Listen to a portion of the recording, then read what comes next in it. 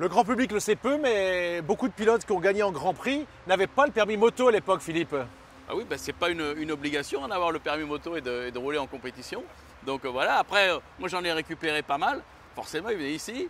Alors, il y a eu Jules Cluzel, hein, bien sûr, très sympa. À Montlhéry, il y a eu Loire aussi. Et puis aussi, il y a eu, alors là, c'était vraiment la rigolade, Régis Laconi. Ah, une petite anecdote avec Régis. Ah oui, Régis, il s'agaçait au Lan, vous savez, la manœuvre. Il avait gagné son Grand Prix en 500. Il arrivait ici, on lui disait, il faut que tu fasses du Lan. Et il n'y arrivait pas.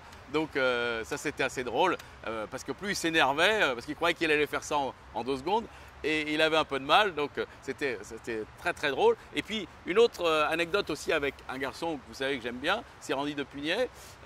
Lui, il avait passé son permis aussi, donc je lui avais fait ça assez rapidement quand même, vu le niveau du mec. Sauf que j'avais oublié de lui dire qu'il y avait des fiches le jour du permis, et forcément il a été assez surpris. Voilà, j'avais complètement zappé de lui dire, parce qu'on avait fait ça vraiment tranquille, et il avait réussi à s'en sortir. Le mec lui avait dit, l'inspecteur lui avait dit, bon, c'est un peu léger mais ça ira quand même. Voilà. Donc du coup, il n'y en a quand même jamais aucun qui a raté son permis moto. Non, il ne faut pas exagérer non plus. Alors, attention, hein, parce qu'on peut être... il y a le comportement aussi sur la route, il n'y a pas que la technique.